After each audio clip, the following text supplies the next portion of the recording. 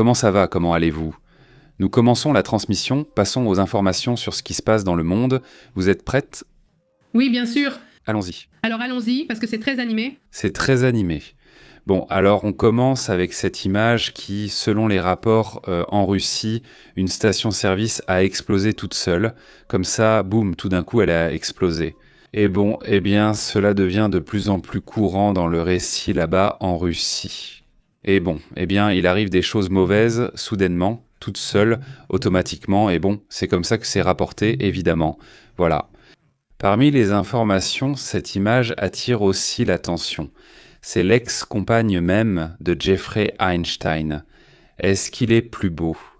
Oui, avant, il était en prison de haute sécurité. Maintenant, il est dans une prison de luxe avec des cours de yoga, etc. Oui, non, maintenant il est presque en train de se faire masser. Presque. Le fait est qu'il va plus ou moins témoigner lundi. Attention à ce sujet parce qu'il pourrait y avoir des informations évidemment intéressantes. Aussi. Un autre sujet qui attire l'attention aujourd'hui, ce sont ces inondations qui ont été signalées au Maroc, où l'on rapporte déjà l'évacuation de 140 000 personnes, des évacuations dans un pays d'Afrique du Nord, qui est en réalité désertique. Et ils ont dû, dans la partie nord-ouest, évacuer à cause du débordement du fleuve Luka et de l'ouverture des vannes des barrages, qui étaient saturés, ils ont dû ouvrir les vannes. Et évidemment, cela a provoqué une inondation qui est rare à voir, très rare à voir dans ces régions du monde. Selon les rapports, Khazar el-Khévir serait la zone la plus touchée, avec 85% de la population déplacée. Une autre zone, non. Pendant ce temps, le niveau de l'eau baisse. Eh bien, c'est incroyable, passons aux détails. Je veux juste dire à la communauté qui arrive de laisser leurs commentaires. D'où et comment nous regardez-vous? À la télé, sur portable, vous nous voyez, vous nous écoutez, vous êtes où? Dans quelle partie du monde? Ce serait génial de voir qui est seule la personne la plus éloignée cette fois-ci, par rapport à l'endroit où nous nous trouvons, nous qui sommes dans le nord-est du Mexique. Pour ceux qui ne savent pas où sont ces fous qui parlent, eh bien, nous sommes dans le nord-est du Mexique, à Monterrey, Nuevo León et Monterrey, Coahuila. Tu peux t'en rendre compte, non? Mais ce Monterrey, Coahuila, a été le créateur du Nuevo León et tout ça... Le Nuevo León et le Coahuila étaient unis. On a décidé de se débarrasser de leur vieillerie. Ah, ce n'est pas celui qui est bien cool? Ben, tu t'es marié avec un? Je veux dire, celui-là... Eh bien aussi. Une autre des images, d'ailleurs, aussi surprenante. Enfin, je veux dire, tout n'est pas mauvais. Quand il y a des tempêtes solaires et des aurores boréales, elles montrent la défense naturelle que nous avons contre les aurores. Eh bien, avec l'atmosphère et la génération des aurores, c'est sûr que le centre spatial Johnson va en faire un rapport. C'est bien, donc ce sujet, tout à coup le thème des aurores, eh bien elles vont être visibles aujourd'hui, demain et après-demain. Elles pourraient apparaître dans des zones inhabituelles, ce qui surprendrait si on les voyait ailleurs dans le monde. Voyons d'abord ce qui se passe à Cuba, c'est vraiment curieux. Alicante s'est-elle déjà exprimée sur ce qui se passe? Je pense que l'endroit négligé en ce moment, que nous ne voyons pas, voyons Maria. Qui est à Whitefish, là-bas au Minnesota? Ok, salutations de Minnesota aussi. C'est-à-dire, il fait un froid de canard là-bas, non? Donc je ne me plains même pas du froid ici. Aujourd'hui a été calme, alors quoi de neuf? Aujourd'hui, un avion espion utilisé pour la guerre électronique par les forces aériennes des États-Unis a été repéré. Oui, il survolerait toute Cuba, pas seulement une partie, il fait vraiment tout le tour de l'île. Non, oui. Eh bien, il fait le tour. Ces avions ont la capacité d'intercepter toutes les communications sur l'île, de suivre aussi les émissions électroniques et de localiser n'importe quel radar que possède le gouvernement cubain. Eh bien, ils doivent sûrement faire des rapports. En ce moment, le gouvernement cubain communique avec des signaux de fumée. C'est-à-dire, on raconte qu'ils font des feux de camp et commencent à communiquer comme ça parce qu'il n'y a pas d'électricité. En fait, ils ont vraiment un énorme problème de coupure de courant, et les coupures s'étendent. Voilà. Le gouvernement cubain entre essentiellement dans une sorte d'état d'urgence, très grave, parce qu'il n'y a pas d'approvisionnement, l'annonce est faite. En fait, aujourd'hui même, le Dizanel est sorti pour dire que les conditions, les choses sont vraiment compliquées. Exactement. Il a admis qu'il traverse actuellement une période difficile. Ce qui est surprenant, c'est qu'il est intervenu à la télévision pour une annonce nationale, chose inédite ici venant de lui. Il a déclaré que le pays traverse une situation énergétique complexe. Il avait prévu des temps difficiles et estimé qu'en 2025, le pétrole vénézuélien couvrait 30% des besoins énergétiques du pays. Et il a admis que les 2/3 du carburant dont Cuba a besoin doivent être importés, c'est-à-dire qu'ils ont besoin de ces 2/3 pour fonctionner normalement. Depuis décembre, l'île n'a reçu aucun carburant étranger, paralysant déjà la production d'énergie au diesel et fioul, ce qui représente 40% de ce dont Cuba a besoin. Face à cette situation, ce que dit Miguel Díaz-Canel, c'est qu'ils vont mettre en place ce qu'ils appellent l'option zéro ou le concept zéro de carburant, c'est-à-dire qu'ils vont activer des plans littéralement de survie. Suivent-ils encore des directives de l'ère Fidel Castro? Imaginez-vous, cela remonte à la période spéciale où l'objectif était de rationner à l'extrême. Comme si la situation actuelle des Cubains ne suffisait pas. À cette époque, à ce moment-là, lorsque l'Union soviétique s'est effondrée, c'était la période spéciale. Parce que tu vois, la Russie, elle donnait du pétrole. En fait, en plus, Cuba gagnait beaucoup d'argent en vendant du pétrole, mais c'était du pétrole offert par la Russie. Alors le pétrole offert par la Russie arrivait et c'était suffisant pour même le vendre. Et l'idée de la Russie était de garder les États-Unis accrochés, car un allié dans ce cas, c'était Cuba. Eh bien, ça a duré comme ça pendant des années, jusqu'à ce que soudainement, la Russie n'existe plus, enfin l'Union soviétique n'existe plus, d'un coup. Et donc ils arrêtent d'envoyer ça. Ils entrent dans la période spéciale, très difficile, appelée scénario zéro carburant. Exactement. Ils vont maintenant se concentrer sur l'autosuffisance alimentaire, utilisation de la traction animale dans les champs, du charbon de bois pour cuisiner et promotion des transports non motorisés comme le vélo. Voilà comment cela fonctionne. Il n'est pas trop tard, il leur reste environ 2 semaines. Eh bien, ils reviennent essentiellement à l'époque du siècle précédent. En gros, ils ne sont pas encore à cette limite. Dans cette optique, même lorsque les États-Unis leur ont envoyé mon signal. 6 d'aides humanitaires, c'est-à-dire? Donald Trump, envoie ses 6 millions pour ça. Parmi les paradoxes que vivent actuellement les États-Unis, il dit « Voilà, je t'envoie ça ». Celui qui te ferme t'aide, enfin t'aide. Oui, comme si tout allait bien, mais en réalité, c'est de la pression. Est-ce une pression politique contre le régime de Cuba, et c'est donc son mouvement. Et aujourd'hui, Caroline Leavitt a-t-elle réagi à la conférence de presse où on lui demande sur la question de Cuba et elle dit que la Havane, le gouvernement devrait faire des déclarations plus prudentes? Et c'est que, tout à coup, il semble que Miguel Díaz-Canel, il ne veut pas accepter une réalité, n'est-ce pas? Ils n'ont que ces 2 semaines où ils sont complètement encerclés. Ils refusent toujours d'aborder le sujet du gouvernement, alors que la souveraineté est cruciale, mais leur attitude devient ridicule, affirme Caroline Leavitt. Étant donné que le gouvernement cubain est à bout de souffle et que le pays est sur le point de s'effondrer, il devrait faire preuve de prudence dans ses déclarations adressées aux États-Unis. Avec la bouche pleine de rancœur. Je pense que le fait que le gouvernement cubain soit à son dernier souffle et que leur pays soit sur le point de s'effondrer, ils devraient faire preuve de sagesse dans leurs déclarations adressées au président des États-Unis. Sous-titre Monsieur Kay. Eh bien, voilà ce que tu dis, dit-il. Le gouvernement cubain est à bout de souffle et le pays est au bord de l'effondrement. Parmi ces commentaires qu'il fait, le gouvernement cubain devrait bien peser ses mots. En gros, cela ne fait pas partie de ce que dit la porte-parole de la Maison-Blanche. Plusieurs choses se passent très curieuses, nous en parlerons à Washington.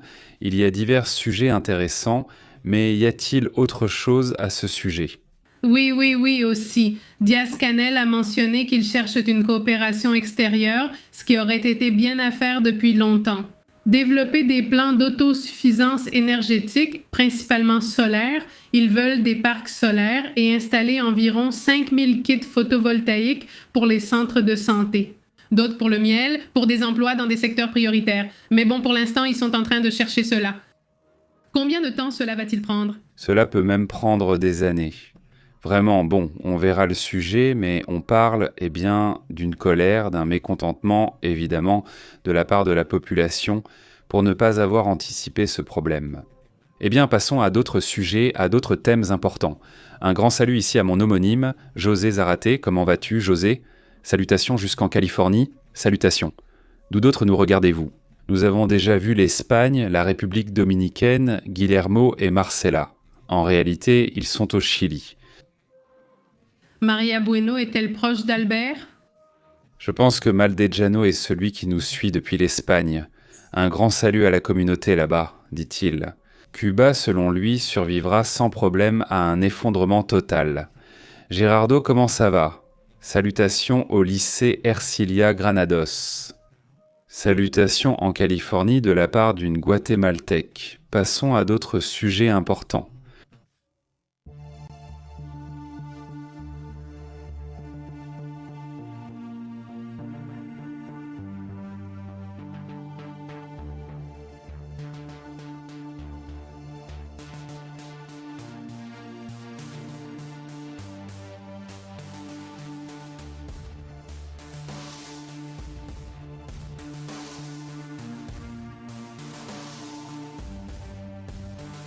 Eh bien, en Iran, des mouvements importants ont lieu en ce moment.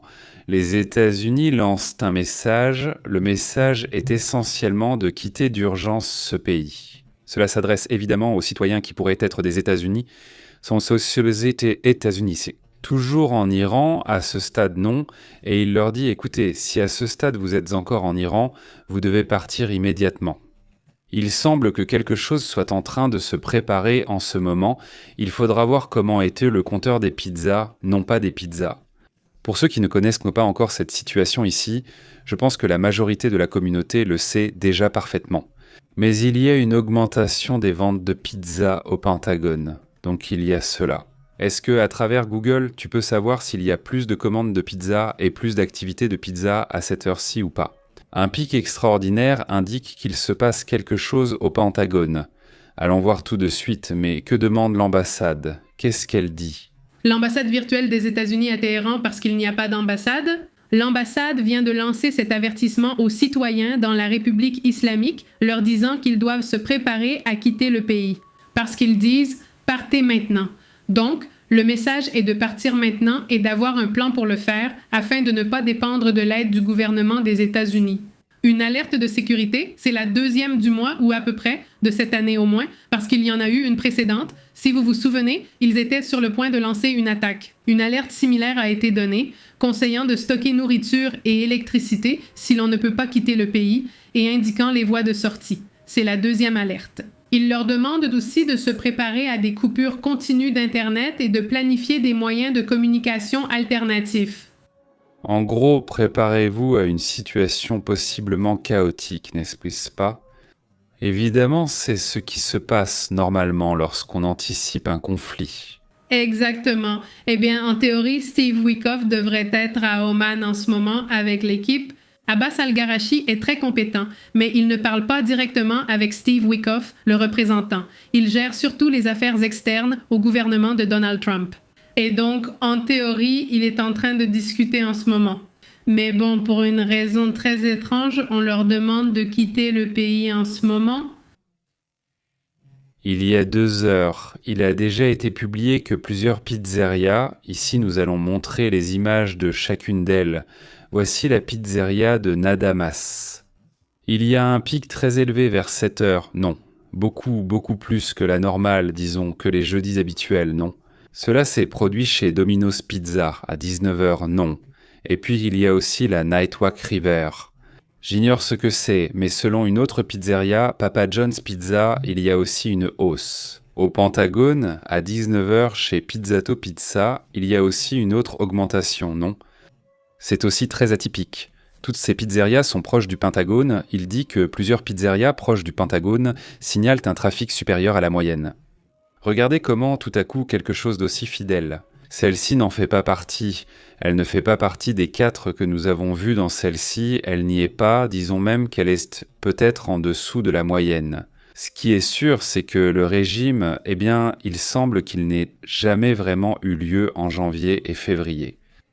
Non. Non, je veux dire tout le mois dernier, c'est-à-dire que tout le mois dernier a été rempli de pics et de pics et de pics de pizza. Non, ils n'ont pas suivi le régime, surtout pas en février ni en janvier. Si tu ne l'as pas suivi en janvier, tu manquais déjà de motivation. L'année dernière? Ça t'est égal, mais bon, voilà comment vont les choses. Roble? Salut Roble, comment vas-tu? Comment ça va là-bas? Nous sommes tous ici à prendre de tes nouvelles et de la communauté à Cuba. Pouvez-vous décrire la situation ? Quels sont ces plans? L'actualité internationale porte sur Cuba, tout le monde y revient. Salut Tagérès, ça va? Qui d'autre? Amanda? Alors tu en penses quoi? Le sujet? Nous n'aurons pas de sujet pour demain, enfin je pense que non, mais bon, qu'est-ce qui se passe d'autre avec l'Iran? Quelque chose d'autre? Non, rien d'autre. C'est juste une alerte provenant des États-Unis. Il faut rappeler qu'aujourd'hui, en plus de cette réunion, ils sont déjà à l'Enoman. Plus tôt, l'Iran a également déployé un missile. Ce sont aussi ces contradictions entre les deux pays, mais surtout l'Iran. C'est un spécialiste pour donner 2 ou 3 messages différents dans la même journée. Lorsqu'ils sortent, ils déploient leur missile le plus puissant. À ce que l'on sache, et donc le fait de le déployer, surtout que c'est un missile à combustible solide. Ils sont très rapides à préparer pour attaquer, donc s'il est déjà déployé, c'est vraiment une alerte maximale. C'est pour ça que si tu lis les choses et que tu vois, il y a le déploiement dans l'après-midi, à l'ambassade ils disent de partir immédiatement, non? Demain, ils sont censés dialoguer. Dans quelques heures. Eh bien, dans quelques heures, parce que pour eux, c'est déjà vendredi, non? Dans quelques heures, ils vont dialoguer. Supposément, eh bien non.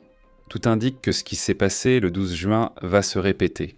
C'est-à-dire que lorsqu'ils allaient dialoguer, c'est exactement à ce moment-là que les explosions et les attaques ont commencé. Donc, il semble que tout pointe vers ce conflit, n'est-ce pas vraiment?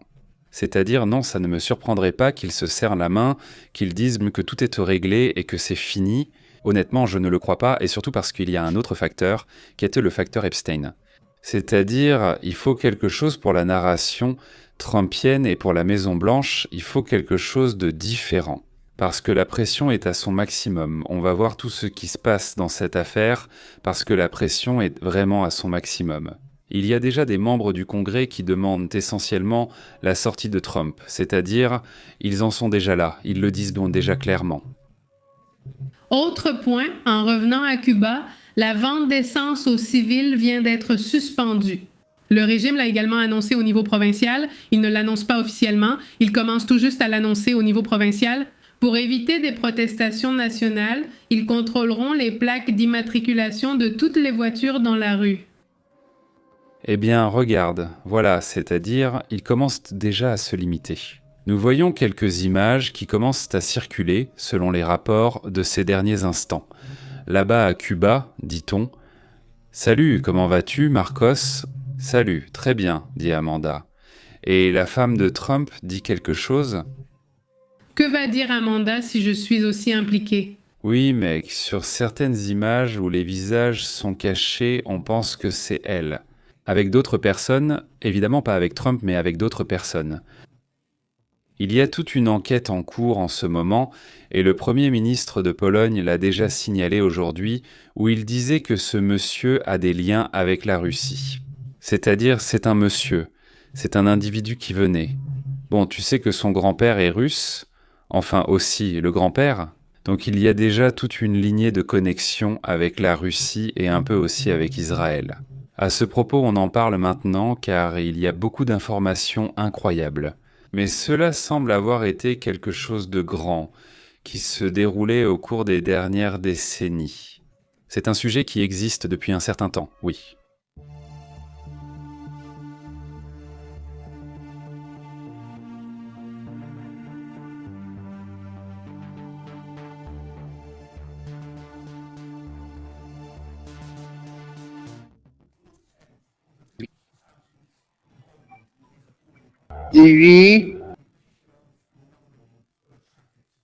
Dvi.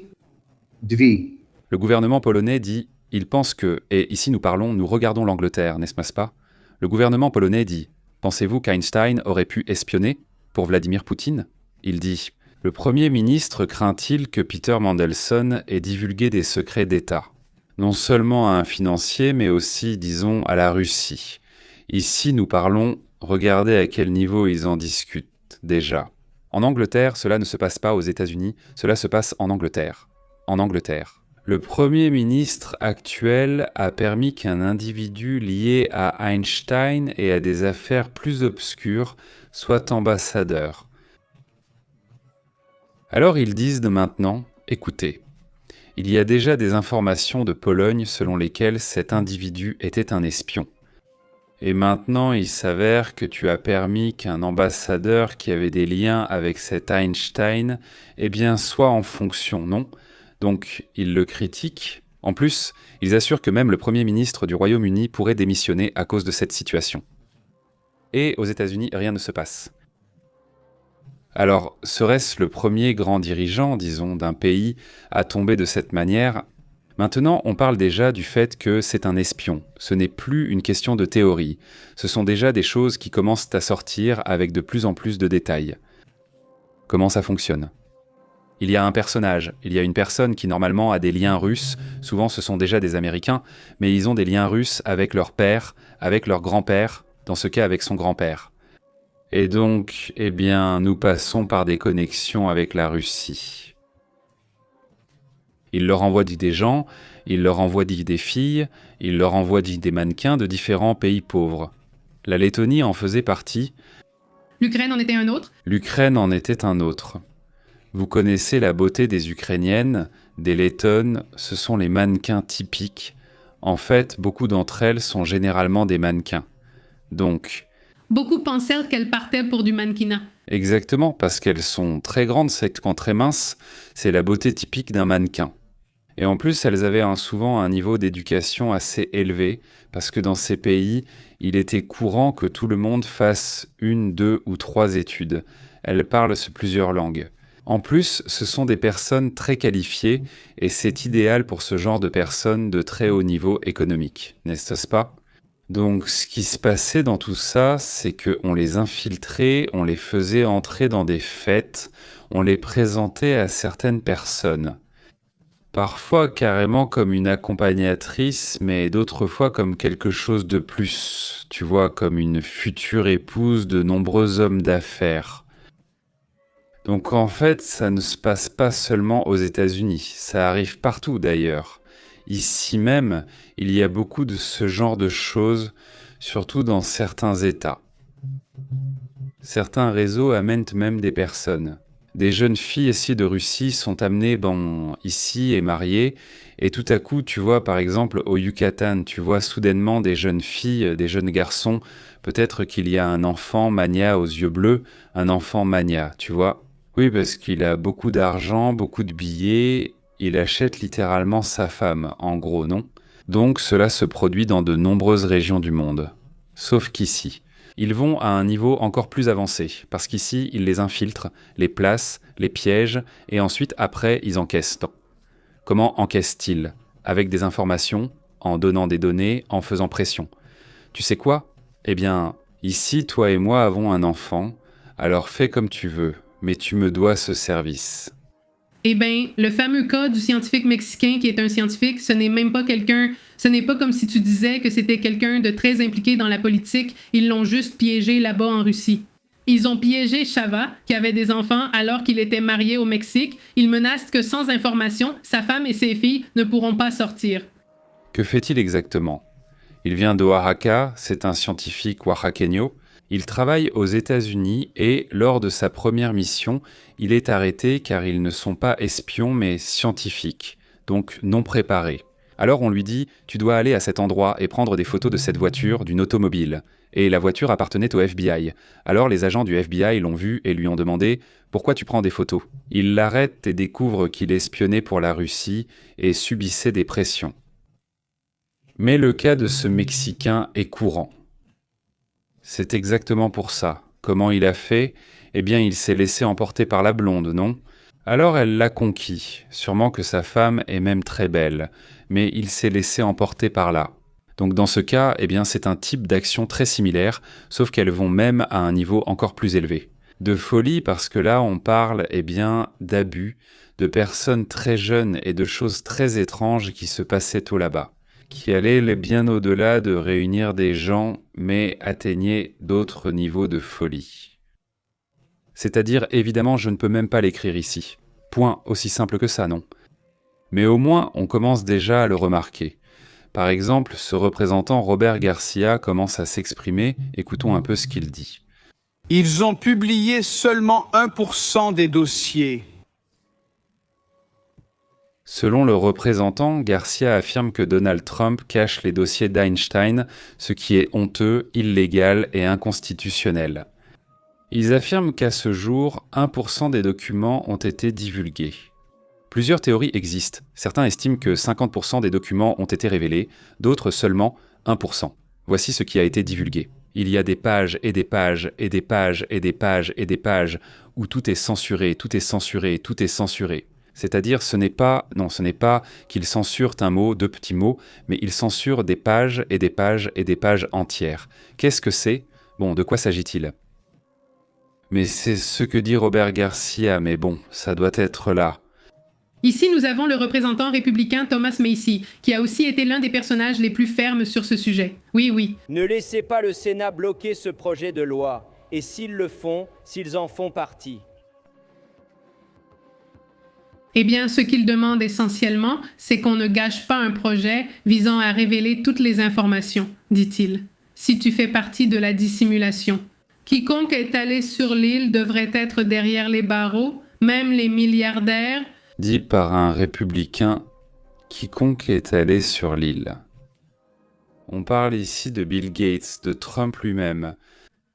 Eh bien, le porte-parole du département de la justice dit que ce n'est pas un crime de faire la fête avec Epstein. C'est-à-dire, c'est une flexibilité, tu te dis, eh bien, c'est évident qu'ils ne veulent pas parler de l'affaire. Aussi, l'écrivain du livre qui relie l'affaire Epstein à Donald Trump et que Donald Trump veut poursuivre, il pense à le poursuivre. Eh bien, il dit ce qui suit, écoutons-le. Ce qui n'est pas dans les journaux en 2016, quelques mois avant. Il dit « Je sais ce qui n'est pas dans les archives de Donald Trump, parce qu'il a vu les images, parce qu'il a interviewé Epstein pour écrire le livre. » Et quand il l'interviewe, il lui montre des images dans lesquelles il dit, du moins c'est ce qu'il affirme. Trump était là, entouré de plusieurs personnes, notamment des femmes. Et il dit qu'il va me poursuivre. Trump dit, eh bien qu'il me poursuive, parce que s'il me poursuit, moi aussi je pourrais le montrer. Beaucoup de choses que je n'ai pas voulu faire. C'est-à-dire, voyons, alors d'où viennent plus de situations ? Qui a plus à cacher? Non, en gros, il dit qu'il n'a rien à cacher, qu'il peut sortir toutes les informations. Et bon, jusqu'à présent, Trump dit toujours qu'il va le poursuivre et il ne l'a pas poursuivi. Ça fait des mois, bon. Des années, et ça fait des années qu'il dit qu'il va le poursuivre, qu'il ne le poursuit pas, qu'il le poursuive. Pourquoi Trump parle-t-il soudain gentiment des Clinton, alors qu'ils étaient ennemis et qu'une audience approche ? Et d'ailleurs, les Clinton viennent de dire qu'ils vont tout révéler. Ils ont dit qu'ils allaient tout révéler. Et qu'est-ce que Trump dit ? Écoute-moi, Trump dit « Non, eh bien oui, moi je les respecte beaucoup, je les admire, je les aime, ce sont pratiquement mes compadres. Les Clinton, non, maintenant les Clinton sont sympas. » Pourquoi ? Parce que les audiences approchent, et ça ne me plaît plus. Où va cette situation ?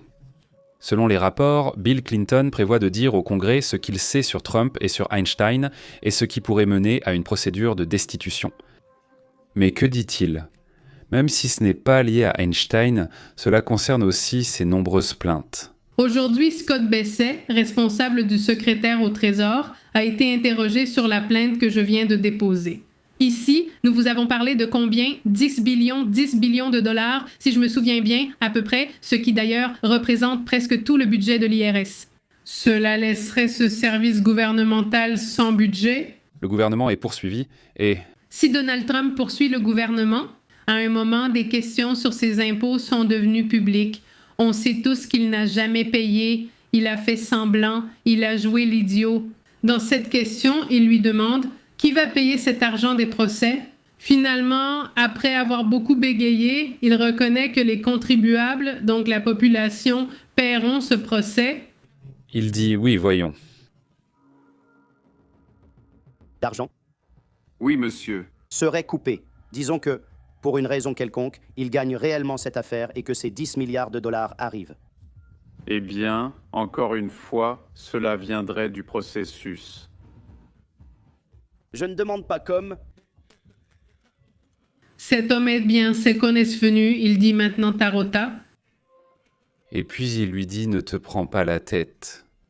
Qui va le payer?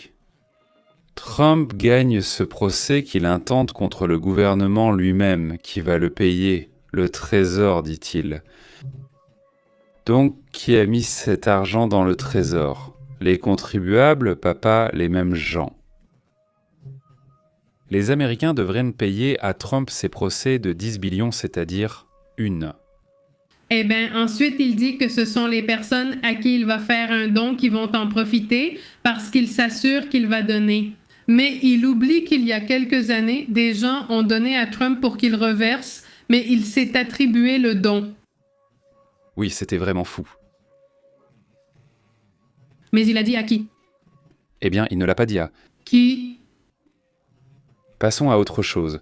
Tout va bien, beaucoup de choses se passent, mais je ne veux pas me focaliser sur ce sujet, il est trop vaste. Je tiens à vous informer que les autorités anticorruption norvégiennes enquêtent sur l'ex-premier ministre Tuborg Engdang. C'est comme en 96? En Norvège, ils le font. C'est un ministre de 96, le premier ancien premier ministre de 96, poursuivi pour corruption présumée et lié au dossier Ham. Lui, il a présenté Epstein à la ROF. C'est-à-dire, voilà la connexion, Rosa présente la ROF, qui est le ministre des Affaires étrangères. C'est là que les liens se créent, que les sujets se développent. Aujourd'hui, j'en parle davantage. Le plus intéressant en ce moment, c'est l'affaire Maxwell, lundi. L'audience concerne la seule personne vivante liée à Epstein dans le réseau d'Epstein. Disons qu'elle soit connue et qu'elle possède toutes les informations complètes. Donc cette femme pourrait être la clé de beaucoup de choses. J'espère qu'il veille sur elle parce que c'est vraiment une affaire énorme. Maintenant, est-ce qu'elle veut parler?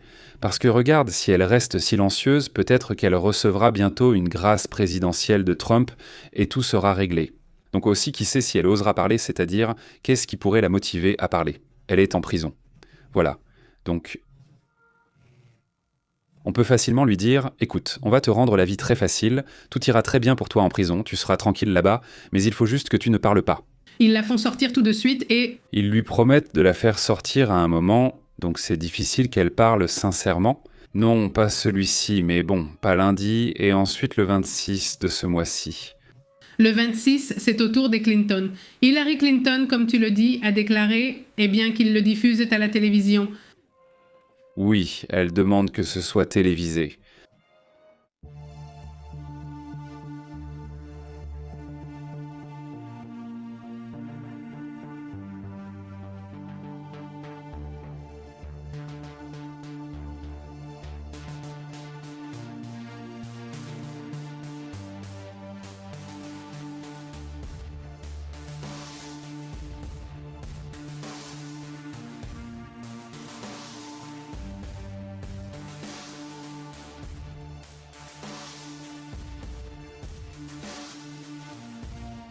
Pour que ce qui se passait là-bas au Japon ne passe pas inaperçu. Le Japon est le 4e ou le 5e pays où il neige le plus au monde, c'est-à-dire là où il tombe le plus de neige à l'échelle mondiale. C'est un pays où il neige beaucoup et chaque année on voit des images impressionnantes de couloirs de neige.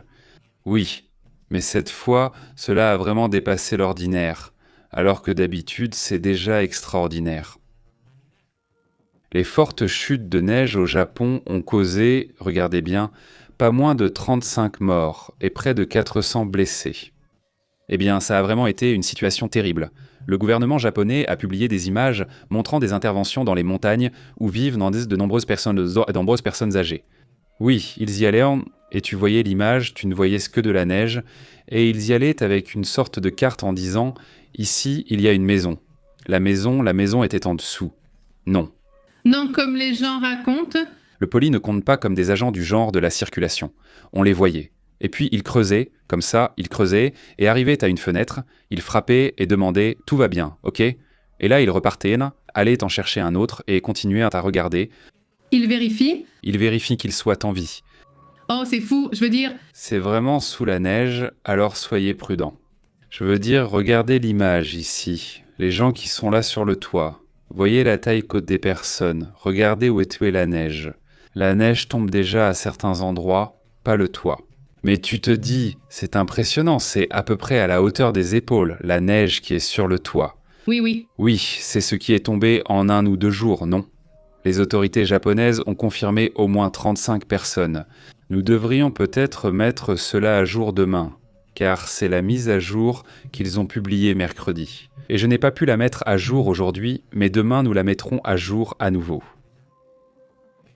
Mais hier non, nous n'avons pas eu le temps d'en parler, n'est-ce pas?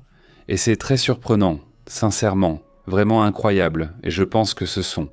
Quand tu rassembles toutes ces nouvelles sur ce qui se passe au Maroc, sur ce qui se passe au Japon, tu vois que les schémas climatiques sont vraiment extrêmes. Oui, les États-Unis pourraient aussi connaître ce week-end l'éclatement du vortex polaire. S'il se retrouve là-bas, Je ne vais pas détailler si la liste arrive et toutes les zones touchées. Ce n'est pas une chaîne sur le Japon, c'est juste que ce point a attiré mon attention, je voulais vous en parler. S'il y a évidemment une alerte pour des risques d'avalanche, il va sûrement y avoir des avalanches, les mesures sont sûrement déjà en train d'être prises. On s'attend aussi à des inondations sans pluie. Mais à cause de la fonte, il y a tellement de neige que des inondations vont se produire.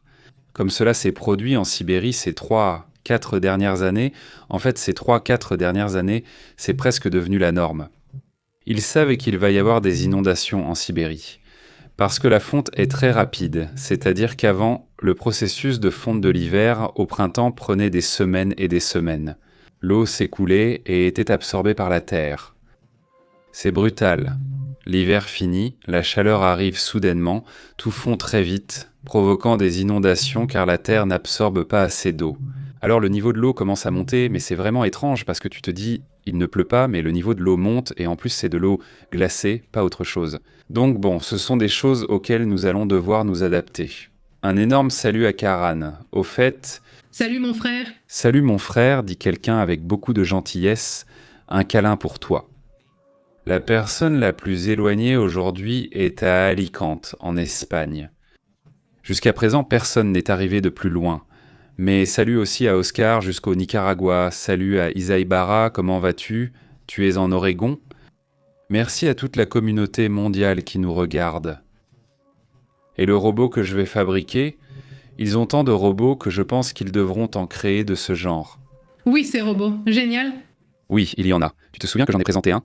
Il y en a un tout petit qui t'enlève. Oui, mais là, c'est déjà une autre dimension. Enfin, non, pauvre robot. Il va démissionner dès la première fois qu'il voit la neige. Oui, ils ont besoin de quelque chose de grand, dit Freddy. Ici, dans l'Utah, il n'est pas tombé de neige et c'est inquiétant car la neige nous fournit l'eau dans l'État, dit Freddy. Ouf. Hey, santé Freddy. Au fait, puisque nous parlons des États-Unis et des super chutes de neige qui ne sont pas tombées, elles ne sont pas tombées sur l'Utah. Au Mississippi, certaines zones sont privées d'électricité depuis 2 semaines. Environ 25 000 personnes sont toujours privées d'électricité à cause des chutes de neige qui ont eu lieu il y a 2 semaines. Tu te rappelles ce que c'était? Comment ça s'appelle? Dakota du Nord? Voyons si je me souviens des autres. Bon, Mississippi.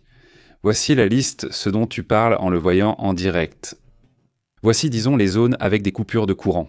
En ce moment, ce ne sont pas de très grandes coupures, mais il est quand même frappant de voir que le premier endroit est le Mississippi. Qu'est-ce que tu as dit? En ce moment, c'est le Mississippi? Mississippi, d'accord, bon, ça continue là-bas, tu vois, tu disais 25 000 personnes. 25 000 personnes, enfin, clients, oui, donc c'est 19 000, donc ils n'ont pas encore résolu le problème. Ils sont toujours là, la majorité y est, ce n'est pas sur 1 400 000 qu'il y a dans cet état, eh bien il y a 19 000 qui n'ont pas d'électricité. Non, pour l'instant, je dis que ce n'est pas vraiment le cas, mais cela attire l'attention. Après 2 semaines, tu as déjà dit non. 2 semaines sans électricité. Et par exemple, les familles qui ont un générateur doivent dépenser environ 400 $ pour le faire fonctionner. Quelques heures pour les bases. Et donc, c'est quelque chose de vraiment cher. Imagine 400 $ chaque jour et en plus, il fait toujours froid. Alors, il fait encore froid? Ou bien, salutations aussi à l'Espagne, Fernando. Tu sais, je crois que ceux qui sont le plus loin en ce moment sont en Espagne, n'est-ce pas? Ensuite, Marcia Alexandre arrive à Taïwan et les bat tous, mais elle n'est pas encore là, n'est-ce pas? Alors Edgar dit « Salutations depuis mars ». Non, eh bien, Edgar a déjà gagné. Il a déjà gagné? Edgar a déjà gagné, Edgar nous regarde depuis mars. Donc, eh bien, c'est déjà fait. Je ne pense pas qu'un autre de la nuée de Hort arrive plus tard. Non, oui. Ça sonne bien ou mal, cette histoire de la nuée de Hort. C'est vrai, ça a un double sens, mais c'est comme ça que ça s'appelle. Je n'y peux rien. Salut Jalala, ça va? Salut Jalala, Merci pour ça. je méritais ce qui m'est arrivé. À qui? C'est arrivé à Ricardo Rodriguez. Excellent. Et pour Ricardo Rodriguez. Voici le micro. Bientôt, nous en aurons 2. Nous économisons pour le second car nous ne voulons pas n'importe lequel, n'est-ce pas? Alors on veut un micro qui dure. Et bon, on n'en veut pas un, on en veut 2. Parce que celui-ci va prendre sa retraite. On va bientôt le faire gagner à la loterie. Il faut le faire gagner et comme ça paiera les 2 micros. Non? Ah, Eh bien, ce n'est pas une mauvaise idée. ce n'est pas une mauvaise idée, dit-il. Cécilia, comment vas-tu? Ils évoquent donc l'effondrement de Cuba, mais les États-Unis aussi, dit-il. Cécilia. Non, je ne vais pas bien. Cecilia Bueno? Pas à ce point-là non plus, il y a des niveaux, mais pas à ce point-là, je veux dire. Mais oui, il y a des problèmes, c'est-à-dire... Non, ce que veut dire Cécilia, c'est qu'il y a des problèmes. C'est-à-dire, oui. Bien sûr, comme tous les pays. Il a raison, non, mais pas comme tous les pays, hein, c'est-à-dire, il y a des problèmes. Très graves aux États-Unis en ce qui concerne les coupures de courant, en ce qui concerne la crise économique. C'est-à-dire, il y a une situation évidemment non comparable, bien sûr, avec Cuba, pas du tout, mais disons que chaque pays a ses propres défis. En ce moment, les défis des États-Unis, c'est la polarisation. Ce n'est pas tellement la question économique, mais plutôt la polarisation. Oui, il y a de l'inflation, mais ce n'est pas vraiment grave. En fait, ce qu'on observe a été préoccupant sur le plan économique. Mais il ne s'agit pas d'une crise, c'est-à-dire jusqu'à présent, il n'y a pas de crise, et comme je le disais aujourd'hui, c'est clair. Mais dans ce sens, au moins avoir une crise de conscience. Si quelque chose comme ça, non, et oui, il y a une crise de polarisation, de désunion, de manque d'unité. Et c'est de ça que vivent les politiciens, certains politiciens comme Trump, c'est-à-dire, c'est ça qui leur donne de l'énergie. On dirait essentiellement des vampires du non. Et chaque jour, il invente quelque chose, non? Par exemple, aujourd'hui, il disait qu'on ne peut pas être chrétien et être démocrate, c'est-à-dire il dit non. Il disait qu'on ne peut pas avoir la foi et être démocrate. Eh bien, ils lui ont crié dessus, c'est-à-dire, ils lui ont dit des choses parce qu'il y a vraiment de tout. C'était une réunion interreligieuse, appelée le jeûne de la prière ou similaire. Donc beaucoup de gens de différentes religions, et il y a probablement des démocrates et des républicains, et il lance ce commentaire et il se fait probablement confronter. Et ça ne lui a pas plu, et il ne savait plus comment réagir, c'est-à-dire, il voulait s'en sortir d'une certaine manière. Il voulait s'éloigner parce que c'est un commentaire assez mauvais. Oui, mais passons à autre chose, et personne ne se laisse polariser, n'est-ce pas? Que ça fait partie de... Mais c'est, une partie de ce que l'on vit.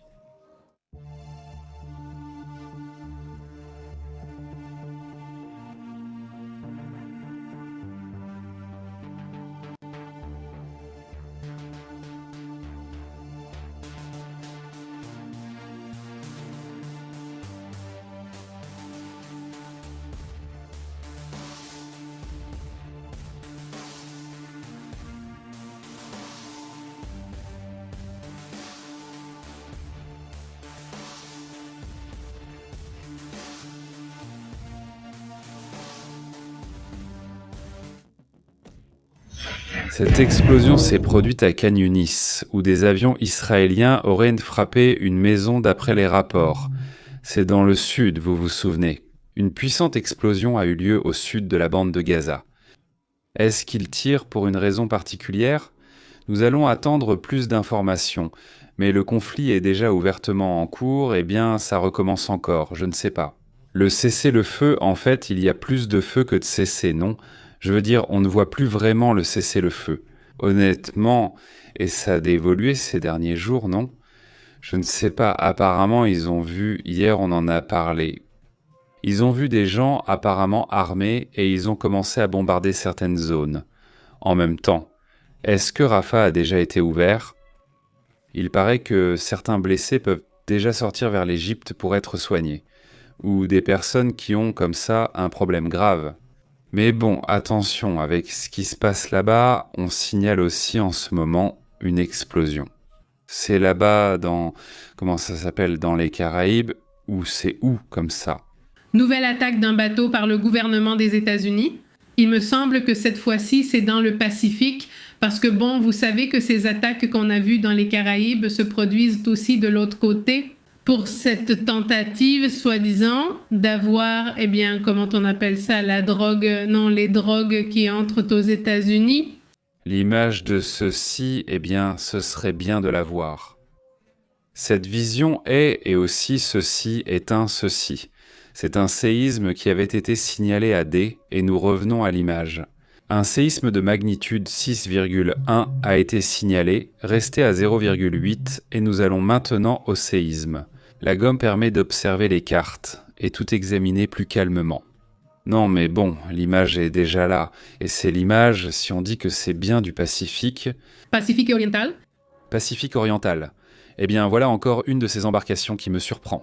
Tout d'abord, ils continuent d'essayer de partir de cette manière, c'est-à-dire qu'ils ont peut-être pensé « Non, maintenant on peut partir en bateau, c'est fini, tout est réglé, puisque Maduro a déjà été emmené. » Non ? Autrement dit, non, n'est-ce pas ? Ce serait un bémol. Originaire du Pacifique oriental, pas du Venezuela. Non, mais ce n'est pas lié au Venezuela. C'est un sujet de... Toute la zone, en théorie, l'idée est d'attaquer ces bateaux. Sans vraiment chercher à atteindre la source, n'est-ce pas ? Parce que je veux dire, il serait très facile d'aller à la source et de dire « Bon, c'est d'ici que ça part, c'est ici qu'est le problème ». Nous allons donc, eh bien, aller vers les réseaux financiers et voir où ils se trouvent. Au final, c'est un business. Si ça n'est plus rentable, le problème disparaît. Mais, eh bien, ils ne vont pas à la source, là où ce type d'opération est vraiment alimenté, non ? Et bon, encore une fois, ce n'est pas la première fois. Je ne sais même plus combien de bateaux. Ce n'est pas négligeable ? J'en perdais le compte, honnêtement, combien de bateaux ont-ils déjà saisi ? Mais bon, ça fait aussi partie de ce qui se passe. Au fait, avant de passer au sujet du séisme, peut-on le voir ? On les voit rarement, passons à l'image, on les voit rarement. Celui qui porte un costume dans cette voiture, de couleur bleue, oui, c'est bien lui aussi. Abbas Sargachi, tu te rappelles du Premier ministre, du ministre des Affaires étrangères ? Oui, d'Iran, non ? Regardons cette image, voyons par là. Abbas Sargachi. Abbas Sargachi. Les négociations nucléaires entre les États-Unis et l'Iran débutent à 10h heure locale ce matin. Maintenant, c'est l'image, non ? C'est-à-dire, nous voyons le ministre des Affaires étrangères parmi des hauts fonctionnaires. Ils arriveront à Oman ce soir, donc cela se passe à Oman, alors oui. C'est Oman, c'est toujours à Oman. Non, je parle de ces images, elles sont à Oman, d'accord. Tout de suite. Ça s'explique, je trouvais ça bizarre. Alors d'abord, c'est vraiment des sans-gêne. Sincèrement, ces personnages, je veux dire qu'ils apparaissent là en souriant et en posant, ils ont vraiment beaucoup de choses à se reprocher. Ils en ont. Sérieusement, ce qu'ils ont fait dans leur pays, c'est suffisant pour qu'ils soient en deuil toute leur vie, non ? À cause de ce qu'ils ont provoqué. Je veux dire, il s'agit de dizaines de milliers, mais prenons les chiffres les plus marquants, les plus prudents. 6000 civils ont perdu la vie. Parce que ces fils de vous savez qui ont donné l'ordre, ils ont ordonné, eh bien, de les attaquer, de les éliminer. Et bon, je n'ai même plus envie de commenter ce sujet. Mais les images qui sortent maintenant, parce qu'il y a Internet et qu'il y a de plus en plus d'images chaque jour. Mais c'est déjà un sujet qui ne... C'est-à-dire, il y a des sortes de camionnettes, comme celles de... Comme des chasse-neige, oui, mais pas de police, non, oui. Alors elles vont aux manifestations et elles avancent en repoussant les gens, en repoussant les gens, en repoussant les gens. C'est-à-dire pour ne pas gaspiller de balles, non ? C'est-à-dire, et là on dit une folie et le personnage sort, c'est comme donner une claque, comme ça, vraiment comment c'est possible ? Non. Comment est-il possible que ces gens-là aient l'air si détendus, sans honte, si à l'aise, si tranquilles, n'est-ce pas ? C'est comme ça qu'ils vivent, c'est-à-dire comment dorment-ils ? Vraiment, c'est ce niveau de zéro conscience de psychopathe ? Sincèrement, non. Donc bon, ils vont à cette négociation, n'est-ce pas ? J'espère que tu ne te fais pas d'ennemis partout sur la planète. Ce qui se passe est vraiment dur, et bon, tu disais qu'il y a quelque chose de positif. Les discussions nucléaires États-Unis-Iran débutent à 10h. Ce sera la première rencontre entre les deux pays après 9 mois sur 49 mois. Eh bien, je ne sais pas, mais j'ai l'impression qu'ils vont vite enlever le sourire à cet individu. Je pense que oui, je pense qu'ils vont lui enlever, mais on verra bien ce qui se passe. On verra bien ce qui se passe. Au bout du compte, ce sont des régimes qui sont complètement fous, non ? Sinon, quoi d'autre se passe là-bas? Au fait, fais attention à la position d'Oman, du Qatar, enfin, tous ces pays, tu vois, ils sont aussi vraiment coriaces, non? C'est-à-dire, ils se sont vraiment impliqués de plus en plus dans la géopolitique. De plus en plus, de plus en plus, de plus en plus. Et tu vois, on dirait même qu'il y a une sorte de compétition pour voir quel pays a le plus d'influence au niveau international. Et ce n'est pas rien. Ce qu'ils influencent, au final, c'est ce qui fait bouger cette région, ici. Oui, si l'on devait mesurer l'énergie du monde, ce serait à travers le pétrole. La plupart du temps, non, c'est-à-dire que 20% de cette énergie vient d'ici. 20%. Alors si tout à coup cette zone s'éteint ou fait une pause, à moins d'être un pays autosuffisant, ce qui serait rare, il y aurait sinon un effondrement majeur et de nombreux problèmes. C'est pour ça que ces pays, eh bien, ils circulent de plus en plus sur la planète. Non, parce que, bon, c'est surtout ce qui compte du point de vue énergétique, pas de ce qui fait bouger la planète. Donc voilà le problème. Mais bon, passons au sujet du séisme, celui-ci qui est vraiment fou. Les images ne sont pas si intéressantes. Allons-y.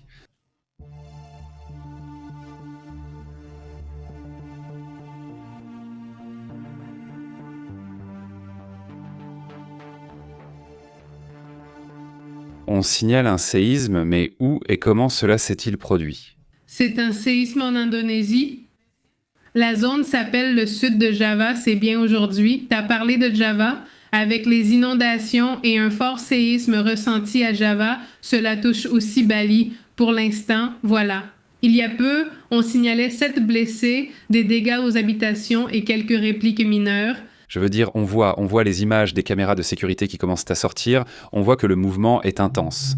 Voyons comment ils l'ont, je crois que c'est comme ça qu'ils l'ont. 5,8 sur l'échelle de Richter. Regarde, ils l'ont. Voyons si je peux le mettre ici. C'est à 40 km de profondeur, il n'y a pas d'alerte au tsunami. Non, même si c'était en mer, mais il n'y a pas d'alerte au tsunami. Ça aussi, c'est important. Vous le savez déjà, non? La zone la plus sismique et volcanique de la planète, qui d'ailleurs, comme tu le disais, connaît aussi des inondations impressionnantes, très dures également. Aujourd'hui encore, un séisme d'environ 4 a eu lieu en Californie, mais nous n'en avons pas discuté. Eh bien non. Nous n'en avons pas parlé. Regarde, ce doit être celui-ci, j'imagine. Regarde. Ça doit être ce 4,7. Regarde 4,7 au large du nord de la Californie, en face d'Eureka, à peu près, ici jusqu'à Eureka. C'est à peu près à 100 km, ou plutôt 150 disons, entre 100 et 150 km de la côte. 4,7 à 10 km de profondeur, les séismes dans cette zone doivent toujours être surveillés. Il faut rester vigilant. La zone la plus active dernièrement a été celle-ci, et celle de San Ramon, il me semble qu'elle s'appelle San Ramon, ou Ramon. Et ici, la zone de San Ramon, ici au nord de San Francisco et en face de San Francisco, non, si on va rapidement dans cette zone de San Francisco, cette zone est ici, elle est super. Je suis allé un peu vite, c'est cette zone très active, non, ceci concerne uniquement le séisme d'aujourd'hui, c'est comme une... Ils sont tous très concentrés à San Ramon, qui est cette zone, et puis une autre zone qui est aussi très active depuis plusieurs semaines déjà. Cette zone s'appelle Indio. Voyons si je peux la trouver vite. Mince, non, ce n'est pas celle-là. Je n'arrive pas à la voir ici pour l'instant, mais elle est aussi très active, non? Je veux dire, au final, en général, la Californie, pas toute la Californie. Vous voyez comment c'est, vous savez comment ça se comporte, non? Et la Californie est toujours super active. Tant qu'il n'y a pas de grosses frayeurs, tout va bien, il faut juste rester très attentif. C'est tout, rien de plus. Passons donc à d'autres sujets intéressants.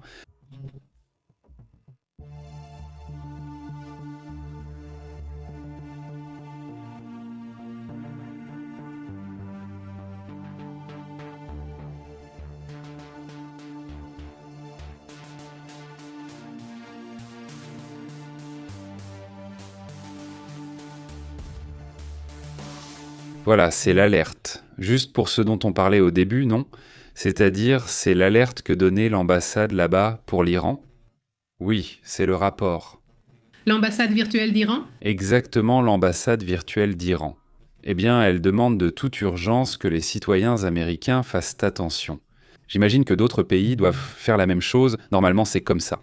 Cela fait déjà plusieurs semaines que d'autres pays ont commencé à évacuer leur personnel. La Russie elle-même a également évacué des membres de famille et du personnel.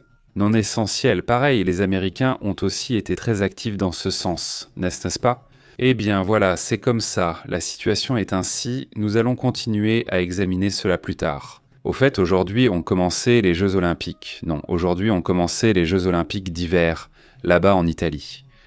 Je ne sais pas si quelqu'un les suit, mais passons à un cas vraiment rare. Non, passons à un cas très, très étrange. Cela a attiré l'attention parce que, tout à coup, les athlètes ne font pas leurs petites astuces légales, pour ainsi dire, non ? Ou soudain, tu vois, ils portent une combinaison particulière qui pour... Ah d'accord, de natation. Tu te souviens ? Et puis tout à coup, si jamais ils voient navrant que l'avantage est trop grand, eh bien ils les interdisent, n'est-ce pas ? Mais le cas dont va vous parler Astrid, celui qu'ils appellent le pénis gate, le pénis... Le porte avec fierté ? Le gay, eh bien, il a beaucoup attiré l'attention. Exactement.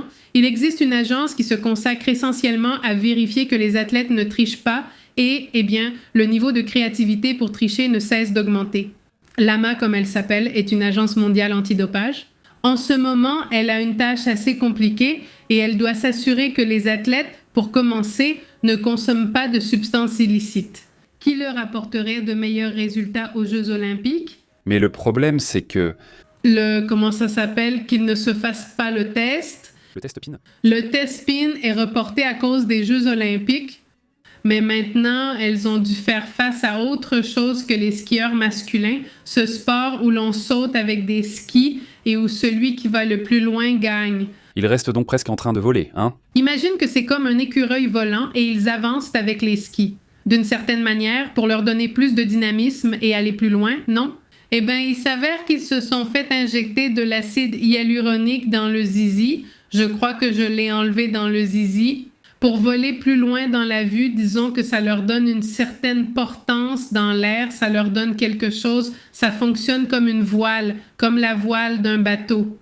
Ils se sont fait injecter pour agrandir et faire fonctionner comme une voile, et ça leur donne plusieurs mètres en plus, jusqu'à 6 mètres de plus en distance, donc c'est beaucoup, ce ne sont pas juste des centimètres. Ce n'est pas que ça va mesurer 6 mètres, mais ça va leur donner 6 mètres de plus dans la distance qu'ils veulent parcourir. Cela a déjà commencé à être rapporté dans The Guardian, ainsi que dans un média allemand appelé Bild, où il est dit que cela commencera à partir de 2025. On l'a d'abord observé chez les skieurs norvégiens, qui remportent le plus de médailles aux Jeux olympiques d'hiver. Ils ont été démasqués. Quelle était l'astuce? Oui, eh bien, ce qu'ils faisaient, c'est qu'ils ajustaient leur NPE d'une certaine manière pour, disons, créer un effet de voile. Pour qu'ils poussent? Qu'ils le poussent pour que l'air entre et le pousse encore plus loin. Du point de vue de la physique, eh bien, ça a du sens, oui. Enfin, ça a une bonne logique.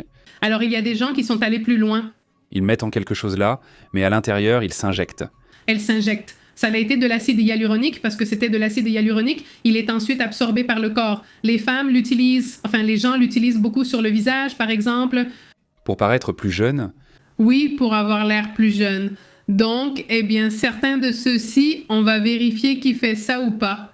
On fait une étude avec une machine 3D qui vérifie tout leur équipement. Elle vérifie qu'il n'ait rien dans l'uniforme pour les aider. Ainsi, ils sauront peut-être si quelqu'un s'est injecté quelque chose. Si tout à coup, ils voient donc que celui-ci est un peu... Il est un peu bizarre, mais son gosse aussi. Celui-ci est curieux, mais ils ont pu. Douloureux? Oui, bon, tant que tu gagnes, c'est-à-dire n'importe quoi qui te donne un petit avantage pour gagner. Oui, oui, c'est ça. Ça s'appelle des scanners 3D et ils sont obligatoires. Tout le monde doit le faire. Bon, eh bien, des choses étranges, non? Nous n'avons pas vu l'inauguration, vous voyez, mais tout à l'heure, on verra le résumé. Nous n'avons pas vu l'inauguration, je ne sais pas si quelqu'un ici l'a vu. Que ce soit clair. Nous demandons ici en communauté, d'ailleurs, à ceux qui arrivent, de nous dire d'où ils viennent, où ils se trouvent, dans quel état ils sont, dans quelle ville, etc. Cet exercice, nous le faisions avant, tous les amis. Eh bien, il faut le faire, même si ce n'est que de temps en temps. Salutations de cette Tapatia. Oui, aujourd'hui. Qui l'a découvert et comment? C'est la question. Comment l'ont-ils découvert? C'est la vraie question à se poser. Pour l'instant, les principaux suspects sont la Norvège et l'Allemagne, mais la rumeur doit déjà circuler et d'autres feront pareil pour avoir les mêmes conditions. C'est demain, je ne sais pas. Eh bien, demain, c'est l'inauguration, mais pour l'Italie, là, tout de suite, eh bien, je viens de voir une info comme quoi ils ont déjà allumé la vasque olympique. Donc là, en ce moment, déjà en Italie. Quelle est ça la bonne inauguration? Moi, peu importe, c'est la grande-grand-mère. Quelle est l'inauguration? Non? Non, laquelle est-ce? Je vérifie si c'est déjà fait, car il me semble que oui. Voyons voir, passons à d'autres sujets importants.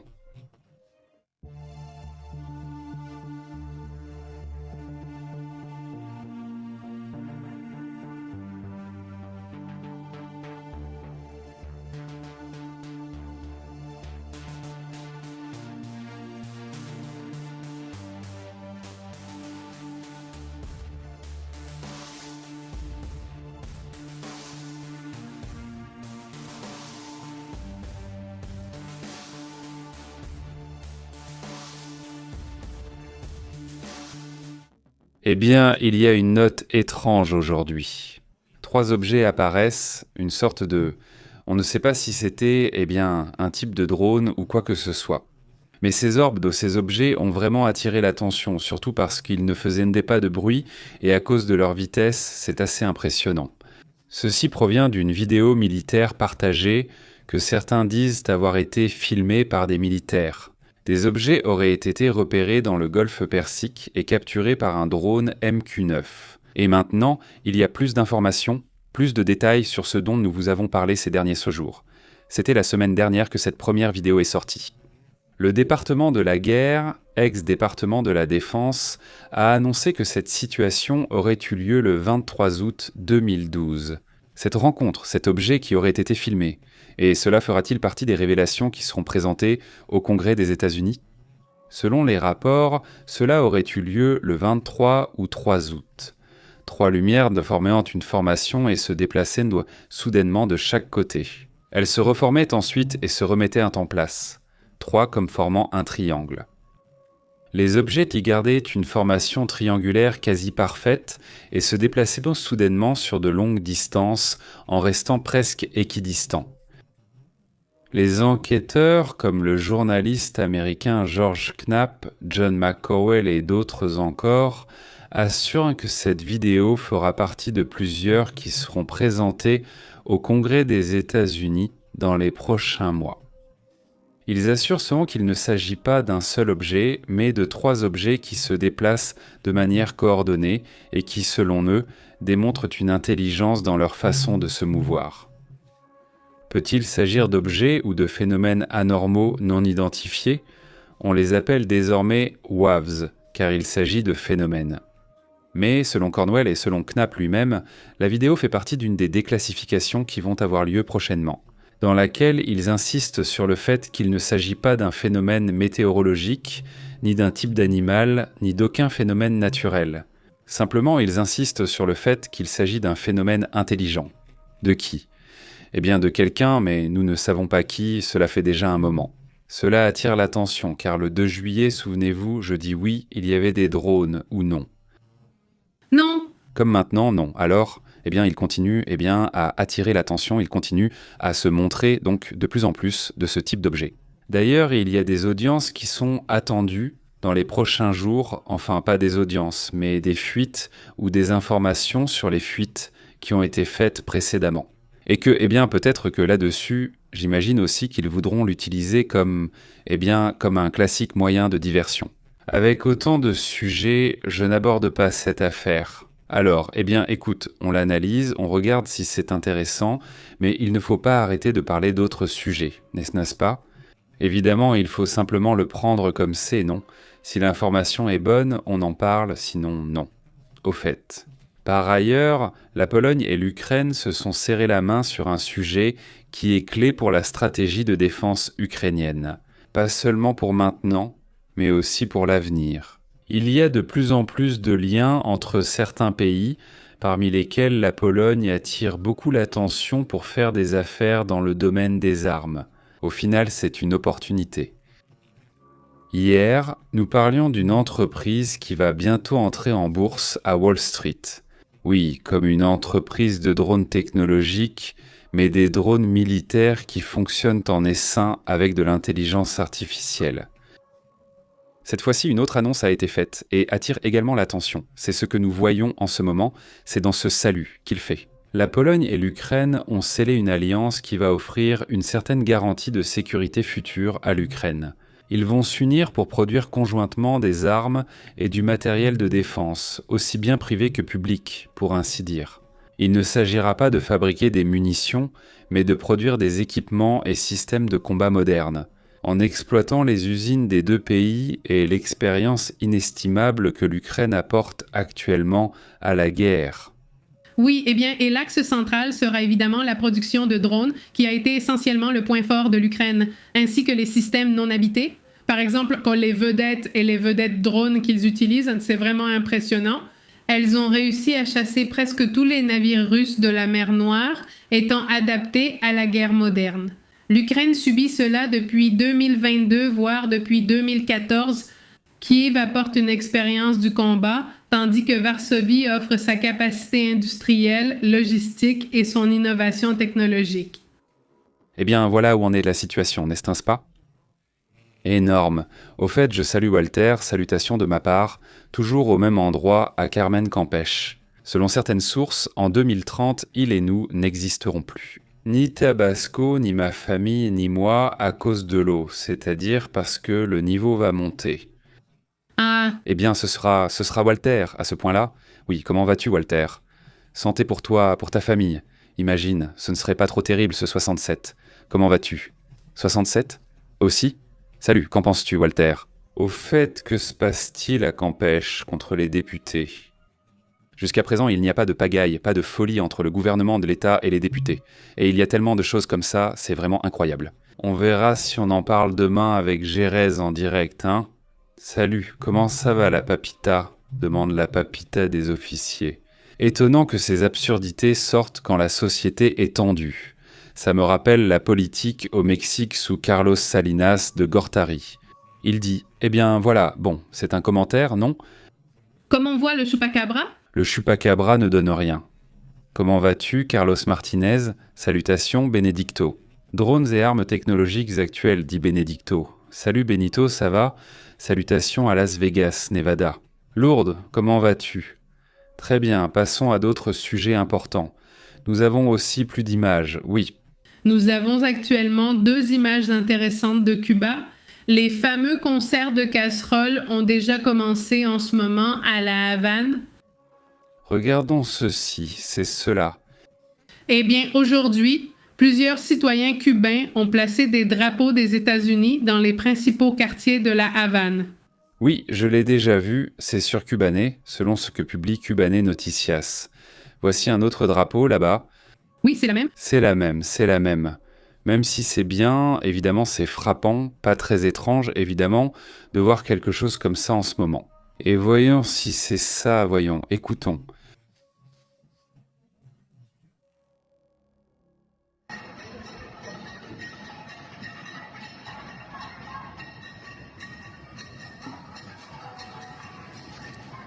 Eh bien, ça fait partie des concerts de casseroles. Non, ça fait partie des concerts de casseroles. Oui, c'est là. C'est impressionnant. Eh bien, il y a aussi un sujet qui attire l'attention en ce moment, un sujet que certains ninent, et il faudrait voir si cela peut être confirmé. Mais il est affirmé en ce moment que des membres de la famille de Diosdado Cabello quittent le Venezuela. Ce sujet ne me surprend pas vraiment, car on voit déjà des signes. Quand ils ont arrêté Saab, que oui, non, que oui, que s'ils ne l'ont pas arrêté, eh bien, il s'est avéré qu'ils l'ont arrêté et qu'ils le détiennent dans, comment ils appellent cette prison. L'hélicoïde, soi-disant, ils l'ont là-bas. Le point est que, en ce moment même, des membres de la famille proche de Diosdado Cabello auraient quitté le Venezuela précipitamment ces dernières heures à destination du Panama. Ce mouvement intervient, pensent certains, à cause de la pression ressentie suite à l'arrestation d'Alex Saab. Au bout du compte, cela fait déjà un moment qu'il dort, soi-disant dans une ambassade, donc il y a la crainte qu'il soit arrêté. Évidemment. Exactement. Et aussi, puisque nous parlons du Venezuela, aujourd'hui s'accélère cette amnistie qui avait été annoncée il y a quelques jours. Le Venezuela approuve déjà la loi pour libérer les prisonniers politiques. Beaucoup d'informations viendront ensuite, une fois qu'ils seront libres et tranquilles. Les prisonniers vont raconter toutes leurs histoires, tout ce qu'ils ont vécu là-dedans. C'est incroyable. C'est le moment, ce n'est pas le moment où l'Assemblée nationale chaviste faisait ce mouvement. Nous n'allons pas écouter cette partie. Honorables députés et députées, Il est son frère, oui c'est vrai.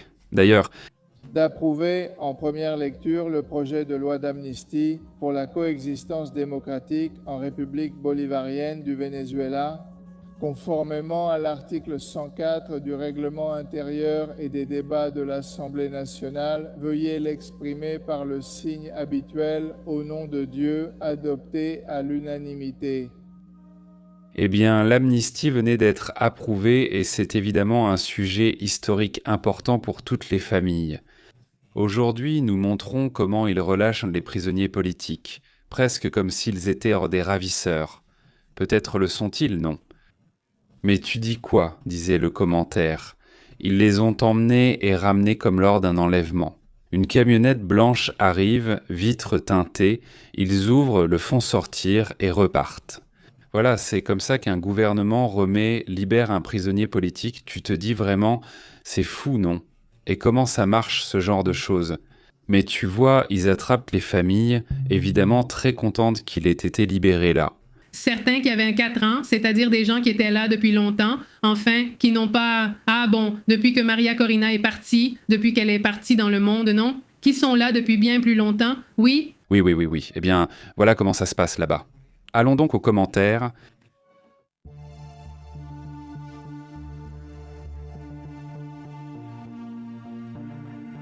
Comment ça s'est passé pour vous ? Comment allez-vous ? Merci beaucoup de nous accompagner. Salutations à toute la communauté. Dit Tapatia. Pépé, as-tu vu que le maire de Tequila, Jalisco, qui est de Morena, est accusé d'extorsion? Oui, ils l'ont arrêté, non? Incroyable. Oui, il a été arrêté. Non, oui, regarde, hein. Peu importe son parti, il doit être arrêté. Que ce soit Morena, le PRI ou le PAN.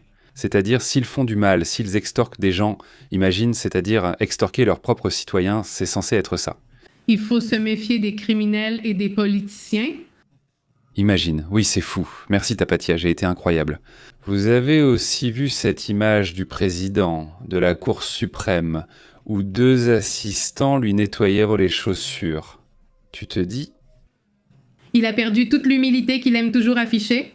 Il se dit humble, mais regarde ces voitures de luxe et quand il demande de nettoyer ses chaussures. Tu ne peux pas te pencher pour te nettoyer tes chaussures, alors tu attends ou tu vas chez un cireur, non. Les cireurs sont là pour ça. Tu vas chez un cireur et regarde même la photo. Regarde, il est allé chez le cireur pour qu'il lui nettoie. Mais il ne fait pas bien les choses. Franchement, c'est agréable. Dit Verderi. Salut papa. Alors, maintenant l'apocalypse crypto est vraiment intéressante. L'argent et l'or aussi manipulés que les cryptos. Les marchés sont incroyables ces jours-ci. Et regarde, vois ce que je remarque ici avec le sujet du Bitcoin. Parce que ça va plus loin. C'est-à-dire la limite pour moi de jusqu'où ça pouvait tomber, parce que tout de temps en temps a un cycle où le Bitcoin chute. C'est très clair, mais là ça a dépassé les bornes, parce que la limite était celle-ci et il l'a déjà franchie. C'est cette ligne qui est une ligne que si tu la dépasses, tu te dis c'est fini. Maintenant c'est vraiment une tendance plus profonde pour moi, du moins selon mon analyse, pour moi c'est déjà une sortie. Plus profonde. Et ici, on entre déjà dans le domaine de la politique, ce n'est plus seulement de la manipulation ou ce que tu veux, ici c'est vraiment une question politique. Regarde, si tu vois comment il l'a dépassé, voyons s'il rebondit et commence à partir presque rapidement, dans les prochains jours, rapidement. Je parle d'1 ou 2 semaines, donc peut-être qu'ils peuvent respirer tranquille, mais ce qui m'inquiète, c'est que la limite a déjà été dépassée. Pour moi, c'était la ligne rouge, et si elle était dépassée, la baisse serait plus profonde. Donc j'ai lu plusieurs rapports comme ça, et il y en avait un, c'est toi qui m'en as parlé, qui parlait de... que ce n'est pas seulement une chute et une manipulation et tout ça, mais que c'est aussi un... C'est une, disons... une déception de voir que Throne venait encourager les cryptos et tout ce sujet. Et ce que rapporte, en dehors de ce que tu me dis, Ce que rapportent différents médias spécialisés dans le domaine des cryptos, ils disent « Cela fait maintenant environ 6 mois que les fonds d'investissement ont commencé à vendre. Pas tout, mais une partie de leurs actifs en crypto. Il existe actuellement une méfiance non envers la crypto, mais envers la gestion de Trump et les manipulations survenues. Ils ont progressivement vendu leurs actifs. Oui, concernant la crypto, c'est pour cela que le prix n'a pas pu augmenter. Il a atteint un certain point et n'a plus pu monter. Il est même en train de baisser, il n'est plus en train de vendre. Oui, il y a aussi des nouvelles positives, non? Dans le domaine de la crypto, les nouvelles positives arrivent au compte-gouttes et les négatives sont un peu plus fortes. C'est-à-dire, il y a peut-être, comme on dit, ces crypto-hivers dont on parle, qui peuvent durer des mois, n'est-ce pas? Et donc, eh bien, c'est possible, on verra bien.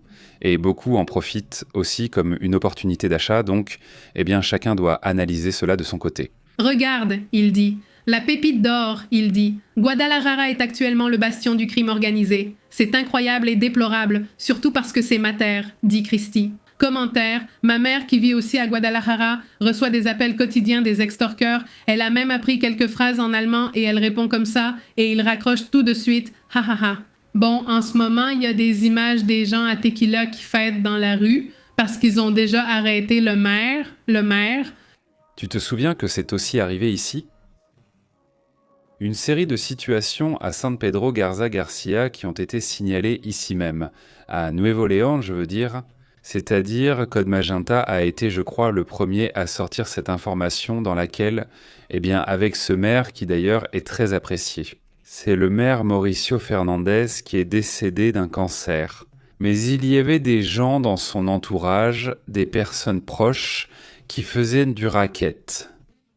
Oui. Comment, enfin, je veux dire, c'est au moins ce qu'on disait, tu vois, dans les taquerias, on disait « Eh, il y a un tel de telle municipalité qui vient ici pour faire des collectes. » Donc, une taxe supplémentaire, une sorte de taxe pour la sécurité, non ?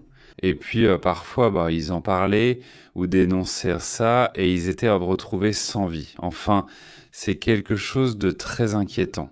Et puis, ça s'est calmé et apparemment, cela a cessé de se produire. Apparemment, on ne voyait plus ça, mais oui, on commençait à le remarquer. Oui, nous avons remarqué et nous avons effectivement reçu beaucoup d'informations d'autres États où cela est vraiment incontrôlable, vraiment. Souvent, ce sont les municipalités qui gèrent cela. Ce n'est même plus caché. La municipalité s'occupe de l'aspect légal tout en le faisant. Pour ne pas dépenser dans des bureaux supplémentaires. Imagine Pépé Giresse, mais il dit Pépé, je t'envoie un tweet que le président a publié à la cour de l'accordéon, dit Giresse. Quoi ? Qu'est-ce qu'il dit? Je t'ai envoyé un tweet? Ah, je suis en train de le lire, je l'ai. Regarde. Voilà, c'est ce Wawillar. Ortiz, non? C'est celui de... On est en train de lui nettoyer les chaussures. On lui nettoie les chaussures, il dit un long message. On va en lire un extrait. Ce matin, un incident a été signalé concernant des messages erronés. Ma collègue directrice de la communication sociale a accidentellement renversé du café et de la crème sur ma chaussure sans s'en rendre compte. Lorsqu'elle l'a remarqué, elle a tenté de régler le problème. Cela m'a surpris quand c'est sorti. Et Amanda Pérez, je lui suis reconnaissant pour son geste. Dès que je l'ai réalisé, je lui ai demandé d'arrêter. Je présente mes excuses et réitère mon respect. C'est son commentaire, non ? C'est bien d'avoir les deux versions. Merci de l'avoir partagé. Il dit, si Benedicto le dit, si c'est de lui-même, voyons si c'est de lui-même, n'est-ce pas? Pépé aurait nettoyé les chaussures lui-même. Ou s'il n'a rien fait tomber ? Eh, attends, mais non, je vais le nettoyer moi-même. Surtout parce que, tu sais, tu es une personnalité publique, mon pote, donc tu dois vraiment faire attention à tout ce genre de choses, parce qu'au final, c'est très important. Et il y a les vidéos là. Et ce n'est pas une seule personne. Il y a 2 personnes qui le nettoient, et ça dure un moment pendant qu'ils le nettoient. Ce n'est pas comme si ça arrivait à quelqu'un et qu'on disait « Non, t'inquiète pas, ce n'est rien ». Mais là, il y a 2 personnes et elles sont là. Je le vois parler normalement, alors que moi, je t'aurais donné un coup de pied. Il est si heureux. C'est quelque chose de quotidien, habituel. Ils sont heureux à Tequila et il a utilisé le musée de la Tequila comme son bureau. C'est fou si... Petite réussite. Ainsi que de petites réussites. Dit Verderi. 30 000, 40 000, il peut atteindre ce niveau, mais il corrige souvent de 70%. On pense le Bitcoin mort, puis tout le monde en veut encore. Bon point. Dit Griselda. Je suis d'accord avec toi. Liberté pour le gendarme tout de suite, dit-elle. Je me suis déjà souvenu de l'affaire avec sa petite amie. Salutations à Maria Gonzalez. Comment vas-tu, Maria Gonzalez?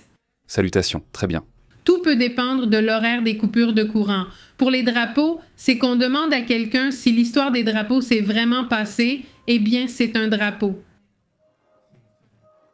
Il est écrit là qu'il y avait plusieurs drapeaux, mais il montre une photo, mais apparemment, il y en avait effectivement plusieurs. Salutations à Griselda, Maria Gonzalez, Tapatea Plus, la Pepita de Oro officielle, Roble et Adilson. Il y a Gérès, encore une fois, qui est ici avec nous, et aussi Daiso. Certains experts affirment que de nombreux investisseurs Bitcoin, très endettés, vendent leur position à mesure que la dette coûte plus cher. Cela arrive fréquemment. Ils chutent, et plus ils chutent, plus la baisse s'accentue. Car actuellement, il y a beaucoup de fonds et de personnes endettées, ce qui est fréquent. Alors, eh bien, ils sortent, au final, soit ils sortent, soit on les fait sortir.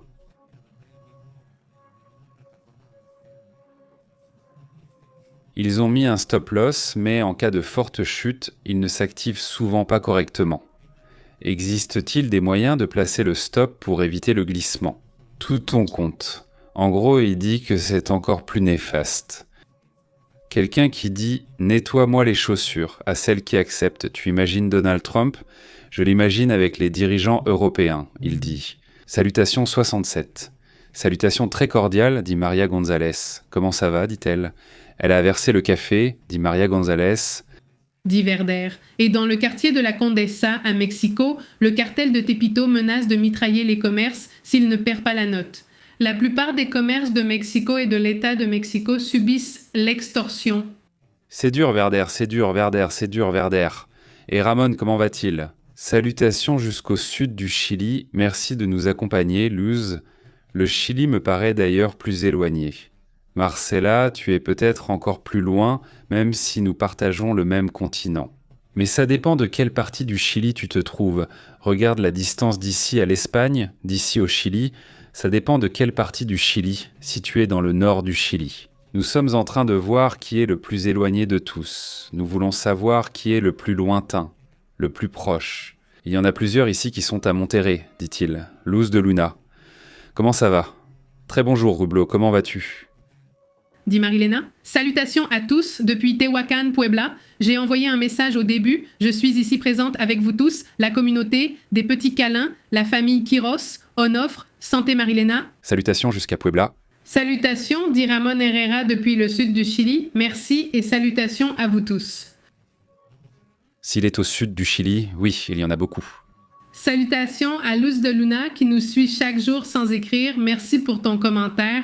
Salutations aussi à Rublox. Comment vas-tu? Qui dit Torion et salutations à Roble aussi. Il y a aussi Maria Gonzalez ici qui nous regarde depuis Hermosillo, la capitale de Sonora. Comment vas-tu?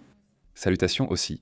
Salutations à Armita qui nous regarde depuis Morelos au Mexique. Et il y a aussi Walter ici qui dit commentaire. Ah, je ne sais pas si tu l'as lu. Salutations aussi à Camila Mondaka. Oui, Camila, comment vas-tu? Si je n'ai pas l'indication, 7300 km au sud du Chili et pour l'Espagne, environ 10 000 selon moi. Je pensais que ce serait ainsi, mais la carte n'est-elle pas un peu trompeuse? Dit Anaïs. Elle affirme que les clients ignorent les règles de leur émission, d'où leur demande d'une audience publique et télévisée, car ils vont perdre le trône. Elle dit exactement. Et c'est pour ça que c'est comme ça. La distance directe entre Monterrey et l'Espagne est d'environ 8700 km contre 7000 km pour le sud du Chili, donc l'Espagne l'emporte. Santé Jack Draper, comment vas-tu? Ça fait un moment. J'espère que tu vas bien. Salutations à ta famille, à Cardan, salutations à Rublos. Très bonne journée, Maria Gonzalez. Bonjour Griselda Vilches, comment vas-tu? L'Argentine est là. Salutations à Adilsona Bonilauna. Salutations aussi. Salutations à Bueno. Eliseo nous a manqué ici, ainsi que Frère qui nous regarde d'Espagne. Quoi de neuf? Salutations à l'Espagne. Très bien, à Sylvia Solis, qui dit « Même sans regarder toute l'émission chaque jour, je vous laisse mon like depuis Chiapaslandia, à la frontière du Guatemala. Salutations. » Que. Comparison des Clintons. Oui, n'est-ce pas? Elle doit le faire en streaming? Audience maximale, là bien sûr, Oui, ce serait génial. avec commentaires et doublage en direct. Ou YouTube, c'est-à-dire que celui qui veut acheter le streaming, ce serait bien. Je viens de me rappeler de ceux de Backdoor. Tu te souviens de Backdoor? J'adore quand ils font, comment ça s'appelle, de la comédie avec du non-sens, avec des absurdités. Parfois, mais en même temps, tout est sérieux, ou tout ce que tu vois est sérieux, non? Donc, imagine un couple, non? Et ils sont en train de discuter. Et puis, tout à coup, l'homme parle, non, et il dit « Bonjour, mon amour », non. Mais ça sonne comme « Bonjour, mon amour », comme ça.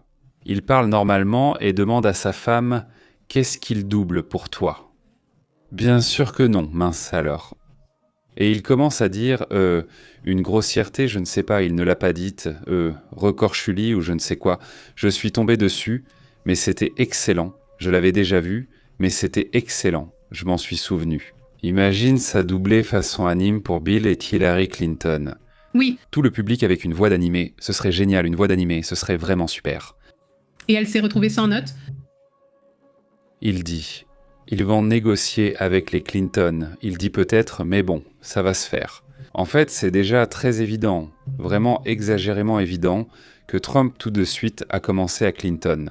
J'apprécie ces personnes, elle est très intelligente et je m'entends bien avec lui. C'est un pote. Il demande, pourquoi? Qu'aime-t-il chez Clinton? Et tu sais ce qu'il dit? Il le dit? Oui, il le dit.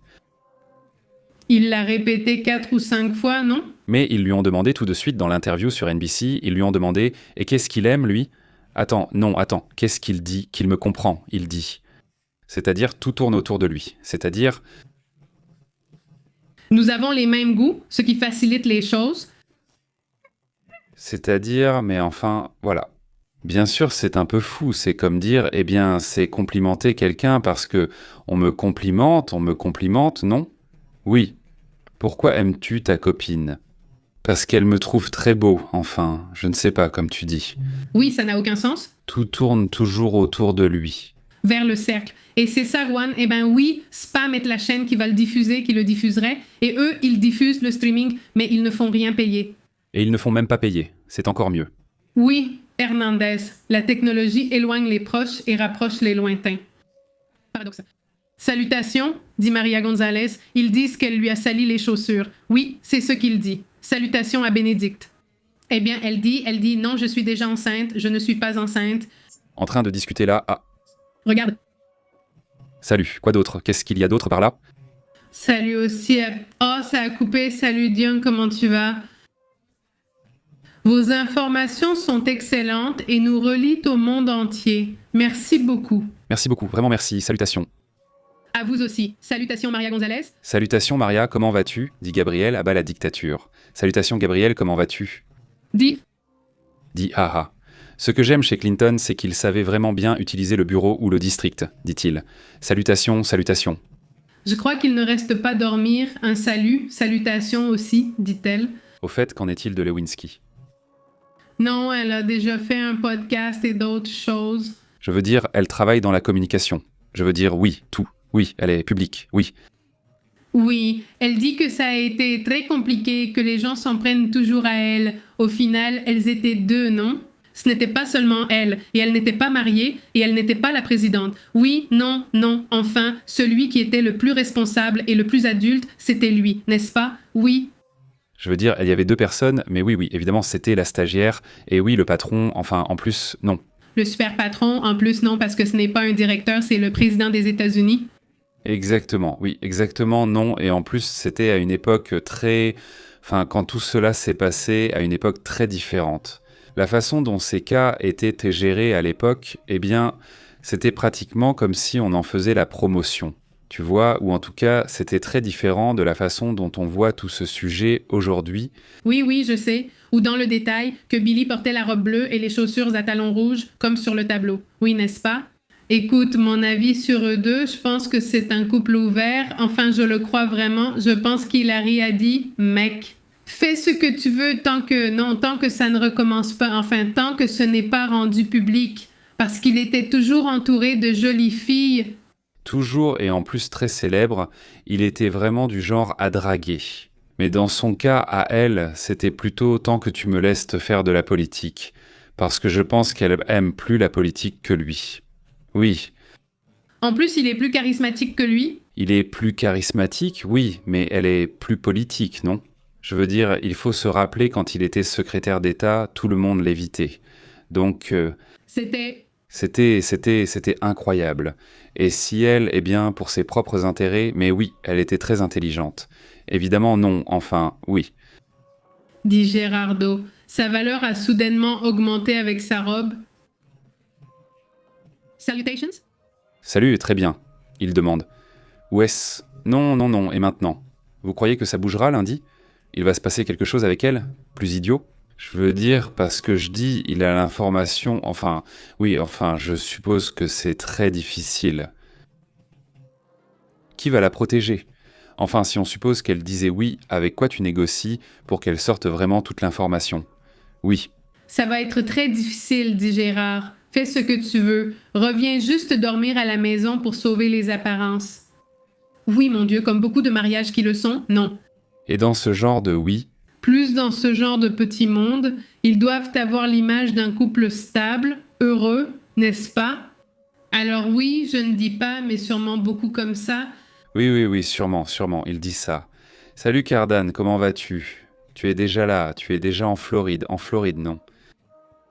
Salut Cardan à Miami, dit Norma. Ça va? Super, Francisco Arce. Quoi de neuf, Adilson? Qui d'autre est-ce là? On a parlé à tout le monde, non? L'inauguration, c'est demain midi. Je me suis trompée. On regardera un moment, puis on partira. Eh bien oui, toi oui. Oui, Marie Carré chantera, Andrea Bocelli, Laura Panuzini-Lang, pianiste chinois, Cecilia Bartolini, mezzo-soprano italienne, et Gali, rappeur de Milan, participeront. Donc voilà, ça va être très varié, je pense. Ici, j'ai les... Voyons voir. Oh, il est écrit là qu'il va clôturer. Qu'il va clôturer. Qui va clôturer Bad Bunny, il dit. Là, il ne peut pas à 1h, vendredi, 18h, si vous voulez le voir. Eh bien, il sera ici sur YouTube, sur Claro Sports. Oui, il diffuse toujours les Jeux olympiques sur plusieurs chaînes. C'est bien, papa, car tu peux regarder le ski, le patinage ou l'est sur différentes chaînes. Je ne sais pas, mais ils vont diffuser toute la cérémonie d'ouverture. Il dit. Salutations à Norma, super. Salutations à Santos Chavez, salutations. Merci beaucoup. Merci beaucoup, salutations Santos, comment vas-tu? Très bien, dit Patry. Bonne soirée, salutations Patry. Salutations. Excellent, dit-il. Mercedes, je vais dormir un peu, salutations. Oui, le sommeil arrive, allons-y. Allons-y que Mercedes puisse dormir. Soyez reconnaissants dès que sur WhatsApp ou Telegram, on y reçoit la notification. Pour les directs, comme Pépé en Vivo, nous sommes aussi sur Facebook et Instagram sous ce nom. Excellent. Oui, ce Donovan, j'espère qu'ils feront la partie. Très clair. Oui, c'est pour ça que j'ai dit patiner. Eh mais quoi d'autre, quoi? Ici, il n'y aura pas deux, enfin une maman et son fils. C'est la première fois que ça arrive au Mexique, qu'ils partent au ski. Donovan et je ne me souviens plus. Quel est l'autre? Ils sont comme 4. Oui, 4. 4 sportifs mexicains? Non. Oui, 4 sportifs du Mexique. Je ne me souviens plus. Voyons, il est écrit Donovan Carrillo. Il va être dans le défilé? Ah, Sarah Schlepper, je ne sais pas quel sport elle pratique, mais bon, elle est ici. L'autre Mexicaine aussi va être là. Je ne sais pas. J'imagine qu'on parle peu de l'Amérique latine, je ne sais pas, dites-le nous. Brésil. Mais oui. Le Brésil, il va assez souvent? Le Brésil, oui, parce qu'il a des zones. Bon, j'ai déjà vu l'uniforme, il est vraiment joli, oui. Je me rappelle, c'est toi qui faisais l'uniforme. Il est cool, mais si c'est le Brésil, c'est quoi? Des Brésiliens en Norvège? Je ne sais pas s'ils ont de la neige là-bas. Comment ça marche? Quelqu'un peut m'expliquer? Allons-y. Demain matin, nous serons en direct avec les infos et une discussion avec Gérès. Si tout s'aligne, voilà, sinon on verra. Demain, on sera là avec les infos dès le matin. D'accord, quoi qu'il arrive, vous savez qu'on est là pour commenter à toute heure, non? 14 athlètes en ont 3 fois plus que nous. C'est fou, non? Portez-vous bien. À demain. Nous interrompons votre programme habituel. Merci de vous brancher sur la vérité. Ici, c'est... PP en direct. La vérité est intense, dure, l'insolite est réel, c'est dur. Ici, nous l'analysons, perspective globale. Rejoins la chaîne PP en direct, contrôle le signal PP et Astrid qui disent la vérité. Journalisme brut et respect ici. Active l'alerte, ne perds pas la trace jusqu'à la prochaine fois. Oui monsieur, on fait l'appel. Abonne-toi. PP